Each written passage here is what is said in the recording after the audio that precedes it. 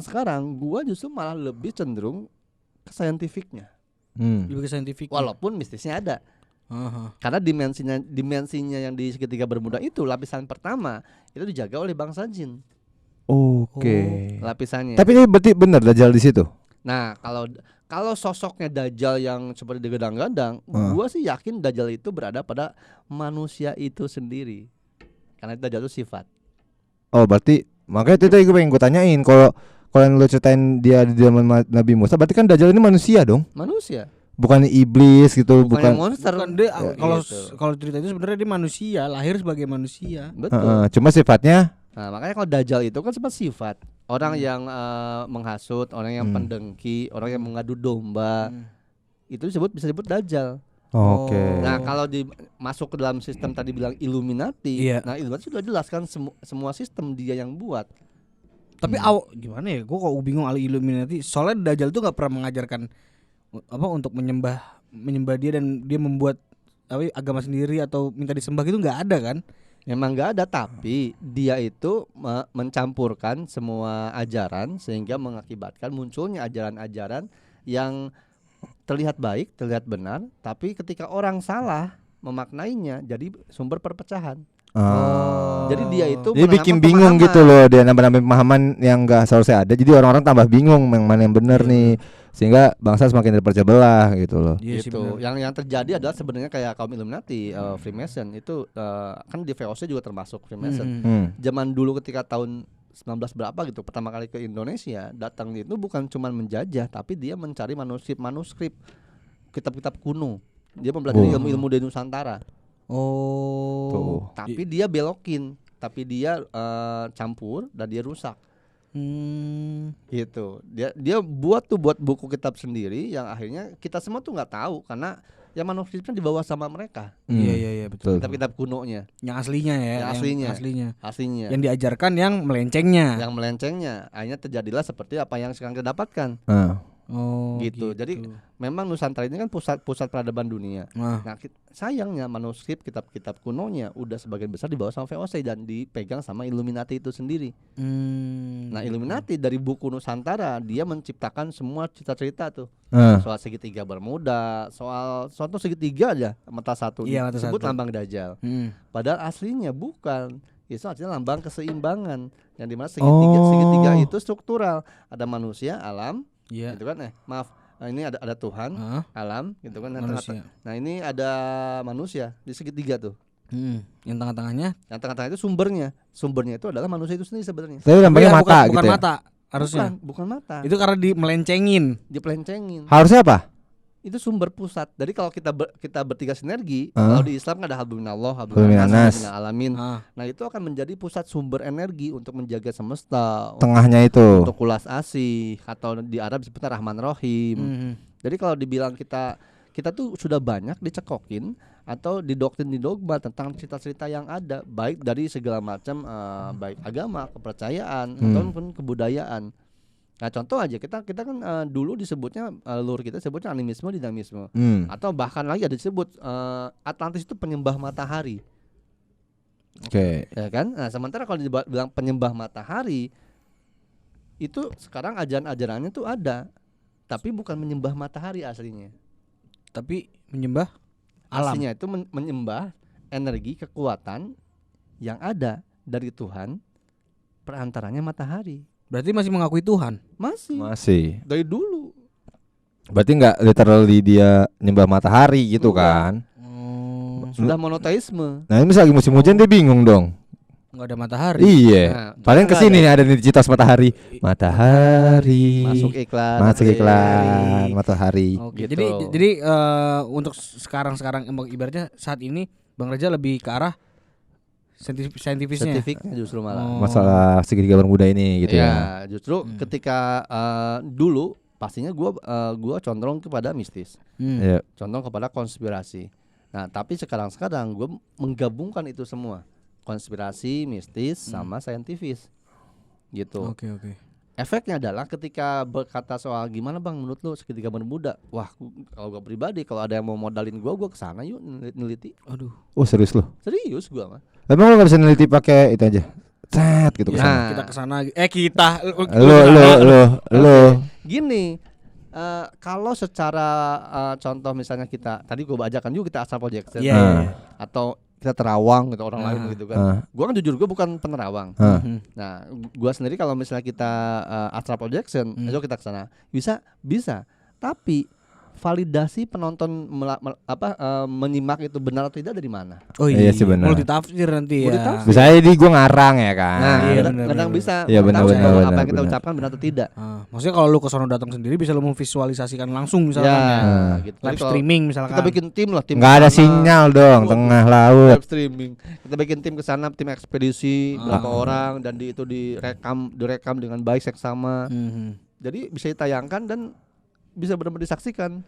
Iya. Tapi kan misal itu beneran masalahnya saintifik, masalah yang ada ombak gede, kita bisa mati dong. Nah, kalau kita saintifiknya itu benar, berarti ini ada kalau sampai tinggi bisa 140 meter. Tekanannya. Iya, terus tingginya kalau ombak berapa? Normalnya 12 meter, tapi kalau yang pas lagi pasangnya gue nggak tahu sampai berapa meter. Nah, berarti kita harus bersama-sama bersatu nih bangsa-bangsa ini menciptakan sebuah teknologi, moda transportasi teknologi yang bisa menghandle itu semua. Oh iya. Kan udah diteliti. Kalau normal 12 meter, kalau nggak normal sekian. Oke, kita bikin satu moda transportasi yang di atas itu. Iya sih, iya juga ya. Ya kan? Iya juga. Terus tadi tekanannya 110 PSI misalnya, kita lebihin. Kita buat tekanan yang bisa mungkin 1000 PSI kita mampu. Iya. Gitu. Terus yang tahan goncangan, tahan segala macam kita bikin. Gitu. Nah, baru seketika itu kita bisa mematahkan dan bisa menjelaskan atau merubah mitos, sejarah, ataupun kabar-kabar buruk soal segitiga Bermuda. Kita nggak tahu gitu kan. Iya benar. Jangan sampai kita selalu berpatokan pada mistis, berpatokan pada wah ngeri itu Dajjal keluar dari sana. Iya. Gitu. Dajjal keluar dari sana basah dong. Iya jadi gitu ya. Subscribernya Bang Reza. Gitu. Bang, tapi kalau Dajjal visualnya like manusia yang katakan matanya satu gitu ya? Matanya 3 ya? Matanya 3 ya? Enggak salah itu. Mata satu itu bukan simbol dari dia mata gini satu, tapi dia matanya dia hanya melihat dengan mata dohir, mata lahir. Melihat segala sesuatu dengan keduniawian. Maksudnya mata itu. Mata batinnya, mata hatinya mati. Maksudnya itu. Maksudnya itu. Berarti bukan yang visual-visual yang sering gue lihat di film. Gitu kan di sini di tengah. Iya. Itu mah dongeng, itu monster. Dongeng. Itu makanya banyak yang di plankton matanya satu. Nah, itu juga plankton juga sempet tuh dihajar juga tuh maksudnya konspirasi. Ternyata plankton itu Dajjal. Maksudnya ini SpongeBob ini sebenarnya film ini ya maksudnya lebih ke arah ini mengajarkan kita bahwa untuk menyembah Dajjal, untuk memperkenalkan Dajjal, terus Illuminati gitu dah pokoknya. Udah enggak jelas itu mah. Ya lu kan tadi ngomong gitu. Enggak jelas. Makanya enggak jelas nih. Makanya kan kita makin enggak kenal. Miku kematin.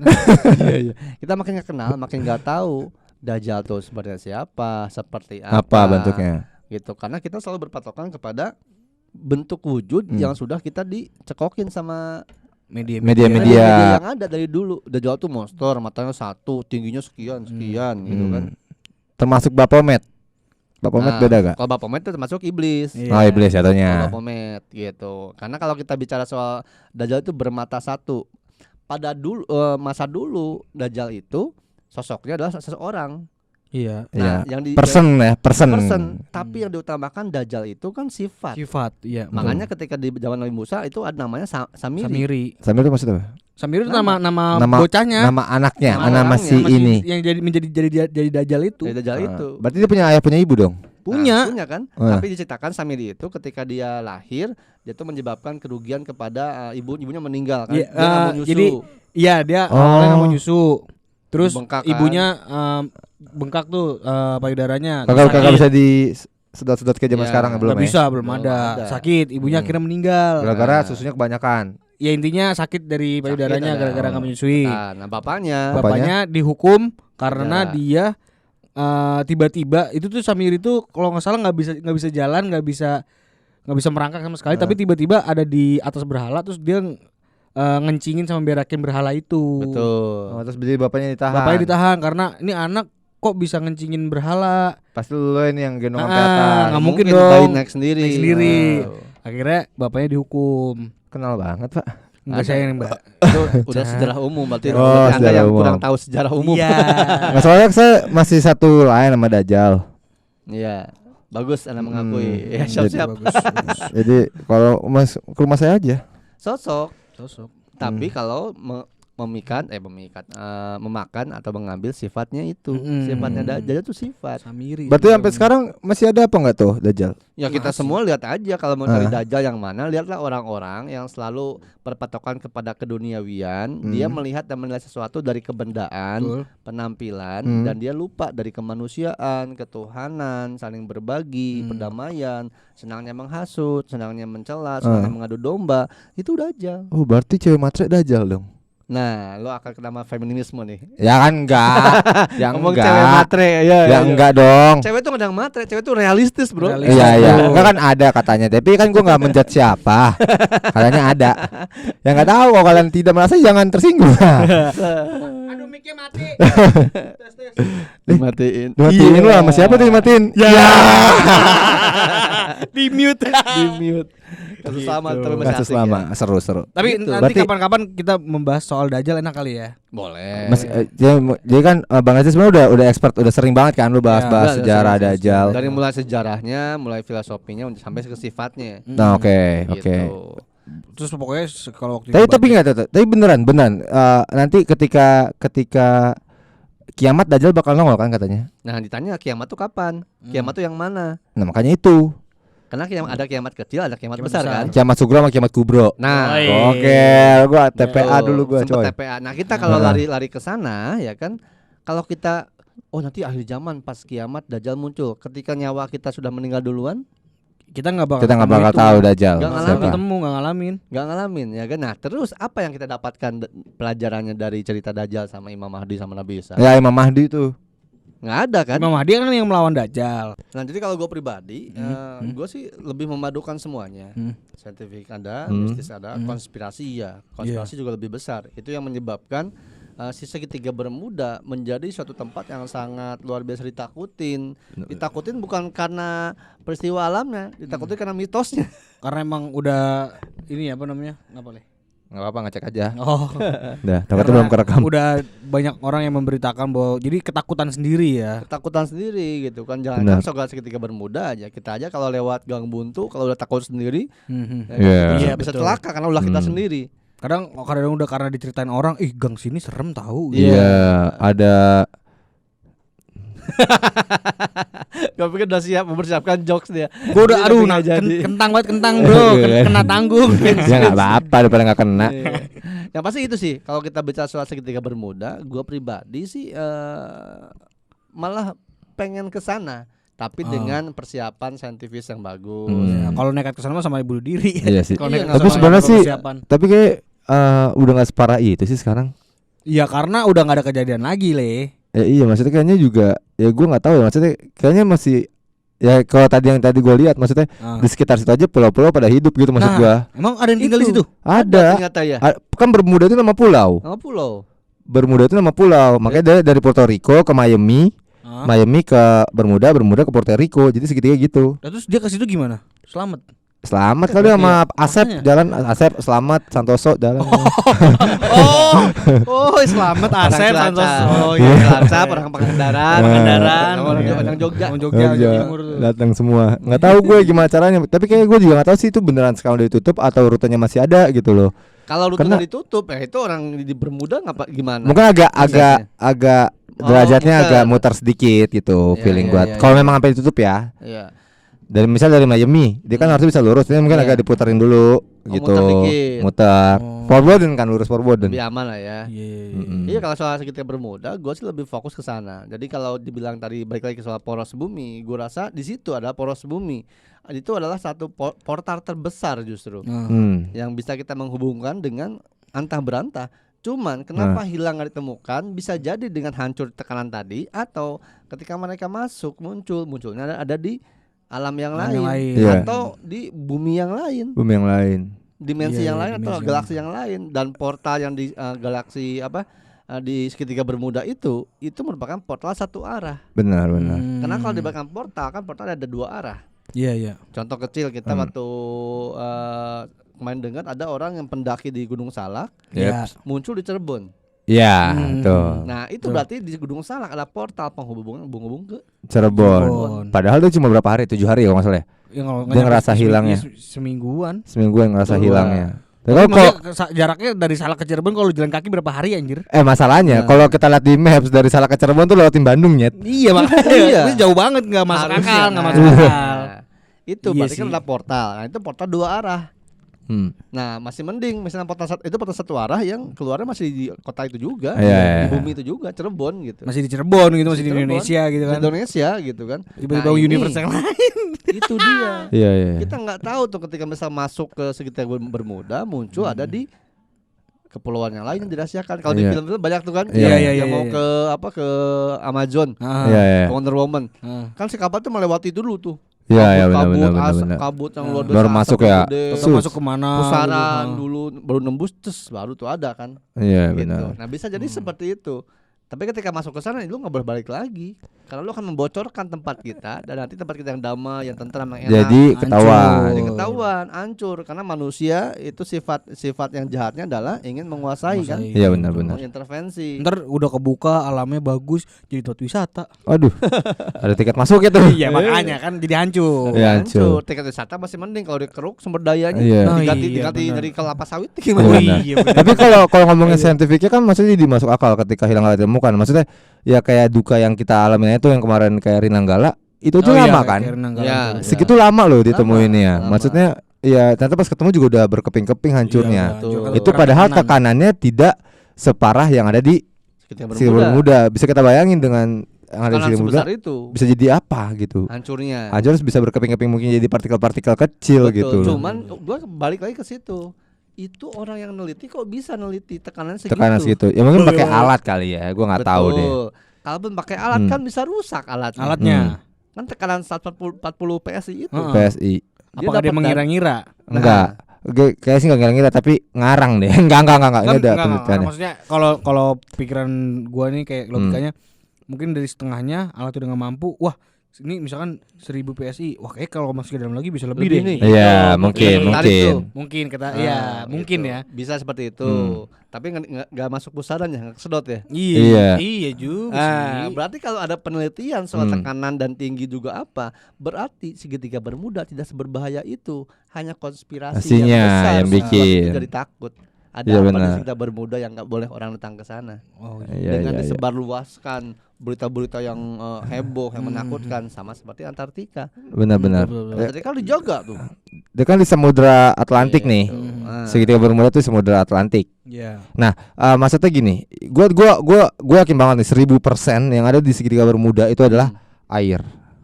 Iya dong. Wow. Jadi nyesel kan pasti dengerin. Jadi kesimpulannya apa Bang buat teman-teman yang menonton ini? Begini teman-teman, jadi segala sesuatu hal itu ketika kita tidak tahu, maka mari kita berusaha membuka pikiran, mencari tahu. Jangan menutup diri dengan mitos-mitos, dongeng-dongeng yang kita sendiri pun belum tentu menerima itu. Jadi tetaplah berpikiran kritis, menganalisa, terbuka, tapi tetap harus ingat modal kita adalah keimanan. Dan keimanan itu kan fluktuatif, berkembang. Ketika kita mendapatkan suatu kabar tentang suatu hal, jangan gampang dipercaya. Lebih validasi. Tabayun dalam bahasanya. Ada bahasa tabayun, cari konfirmasi segala macam. Dan terus sebenarnya yang harus kita ketahui yang utama itu bukan soal misteri segitiga Bermudanya, tapi misteri segitiga dalam dirimu sendiri. Waduh. Apa? Tanah dalam. Bukan. Ada raga, ada jiwa, ada nyawa. Oh, raga. Sukma itu maksudnya ke jiwa. Sama. Jadi kita harus bisa menyeimbangkan jiwa kita sama raga kita. Kalau raga kita sudah nggak kuat, jiwa kita juga nggak kuat karena si nyawanya sudah hilang. Maka hilanglah, disebutkan meninggal. Nah, sebelum kita meninggal, kita harus cari tahu dulu tuh apa yang harus kita persiapkan untuk kita ke sana. Daripada pusing-pusing kita mikir segitiga Bermuda, pikirin diri sendiri dulu. Bayangkan saja segitiga Bermuda itu adalah pusat kita. Iya. Gitu. Berarti keselangkangan lah ya.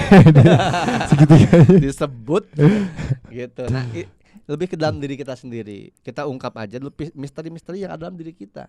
Benar-benar. Karena kalau kita mengungkap misteri dalam diri kita insya Allah tuh akan semakin menjadi lebih baik sebagai manusia. Amin. Itu yang terutama. Karena kita tadi kan ibaratnya kalau kita mau meneliti nih ke sekitar Bermuda, yang harus dipersiapkan apa? Banyak. Besar. Dan itu biayanya juga sangat-sangat mahal. Fantastik lah ya. Nah kalau kita meneliti diri sendiri, itu aja yang dulu kita harus teliti. Kita nih orang yang seperti apa sih sebenarnya, gampang percayaan, gampang takutan, yang seperti apa? Gampang tidur. Nah, ya kan, karena ini mulai ngantuk, hawanya beda ya. Hawanya beda nih. Ada apa nih? Dan jangan segitiga bermuda datang nih. Jadi buat subscriber Bang Reza, subscriber Mulai Indonesia yang punya perspektif lain soal segitiga bermuda ini, boleh komen. Boleh komen di akunnya mana aja, terserah akun YouTubers mana aja, bebas. Komen aja. Tiba-tiba lemas ini, nggak tahu kenapa. Di komen aja. Karena ketika ini kan yang gua berusaha sampaikan tuh untuk membuka pemikiran, kesadaran. Nah, ketika gua buka kesadaran pemikiran, dari dimensi sana kan nggak suka. Orang yang punya konspirasi, dia kan kerjasama dengan para jin, para iblis. Nah, mereka kan berusaha untuk mengurangi energi kita. Agar tidak menyampaikan ini, agar manusia-manusia tidak sadar, manusia-manusia tidak berpikir luas, kebuka. Kita harus semangat, bro. Terbebas dari doktrin sama dogma. Iya. Gitu. Kenapa cuma saya bersemangat, Anda yang ngantuk? Iya, makanya. Kurang kopi kayaknya. Saya berdua lemas ini. Energinya langsung keterap. Biar nggak kebuka semua. Iya. Biar nanti pun orang yang nonton mungkin yang mereka pikirannya kayak apaan sih ngebahas gitu Bermuda yang gede-gedean gitu, akan berbeda dengan apa yang disebarluaskan. Karena mari kita coba deh kayak plug in lah, ada plug out.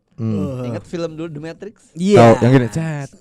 Ya, itu ternyata ketika kita di alam Matrix itu kita kan lagi tidur. Iya betul. Ya kan? Lagi tidur dan dia dikendalikan. Iya betul. Sadarkah kita bahwa kita semua ini sedang dikendalikan dengan mitos-mitos, dogma-dogma, doktrin-doktrin? Kita nggak sadar. Jangan selama ini kita tidur. Tidak. Tidur dari pemahaman. Oh anjay. Kasih quotes-nya ntar di sini. Tidur dari pemahaman. Di sini sama di sini di atas. Selama ini kita tidur dari pemahaman. Pemahaman siapa? Pemahaman diri kita sendiri. Kita cekokin selama ini sama pemahaman yang harus kita yakini itu benar. Betul. Bagus quotes tadi loh. Ada kebenaran yang disepakati kan? Iya. Gitu. Bikin di sini nanti ada quotes. Kita foto dia besok, nggak usah ada Kevin gimana? Ya itu sih paling kalau kita pembahasan untuk segitiga bermuda. Semoga apa yang kita sampaikan luar ini biasa. Walaupun memang melebar dan lain sebagainya, malah cenderung berbeda dari pembahasan yang lain. Tapi kan masih korelasi lah ya. Sebenarnya kita meramu itu semua. Intinya apa ini sebenarnya yang gua pengen sampaikan ke teman-teman. Itu mau sampai kapan? Kita tidur dari pemahaman. Betul. Kuas lagi nongol. Betul lagi. Nongol dari kamera ya. Mau sampai kapan kita tidur dari pemahaman? Mau sampai kapan kita diperbudak pemikiran? Mau sampai kapan kita tuh dibekukan perasaan? Beri aku satu pemuda ya, konten yang baru. Maka aku gunjang. Ya, yang pasti ini tapi gua perlu diingetin lagi deh kayak ke subscriber gua, ke teman-teman Raja Rahasia, Sobat Mula, kalau video podcast ini dibagi 2. Oh iya, betul. Ya kan? Episode pertama uploadnya per 1 di channel Raja Rahasia. Ya, channel kedua video kedua di partai dimulai.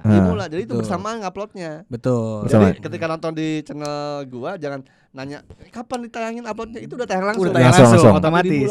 Betul. Ya. Betul. Jadi lo boleh tulis mungkin di edit nih Mula Indonesia channelnya apa gitu. Iya. Di video part pertama tuh. Iya, video pertama di ending kayak gitu. Kita tambahin juga logo-logonya biar agak fanfare bagus gitu, dar meledak biar keren. Kasih PR. Ya semoga pembicaraannya nanti pembahasan soal segitiga bermuda ada lagi. Amin. Dengan sesuatu hal yang lebih berbeda dan lebih membuka kesadaran. Ya mungkin nanti kalau kita nemu fakta-fakta lagi tentang ini, ada terupdate tentang segitiga bermuda. Jadi kita nanti berangkatnya dari fakta lagi. Oke, baik. Pembicaraan kita ini memang terlihat seperti ngawur, ngelantur dan melebar kemana-mana. Tapi bagi setiap orang yang memang sudah terbuka kesadarannya, ya dia akan mampu menangkap apapun dari manapun. Kalau seseorang mencari kebaikan maka akan menemukan kebaikan. Betul. Gitu ya. Jadi mohon maaf salah katanya dari kita semua. Ini hanya sekedar berbagi aja. Ya gitu. Salahnya pasti mutlak milik kita ya. Betul. Sampai ketemu lagi di mantra selanjutnya dengan pembahasan yang berlainan. Dan tetap kita tunggu teman-teman subscriber Raja Rahasia ataupun dari Sobat Mula yang mau datang langsung ke sini curhat bareng. Boleh banget. Kita tunggu ya. Yang pasti tetap jaga hati, jaga pikir, jaga rasa, dan jangan takut. Raja Rahasia, Bayu, Kevin dari Mula Indonesia. Sampai ketemu lagi. Salam damai seluruh alam.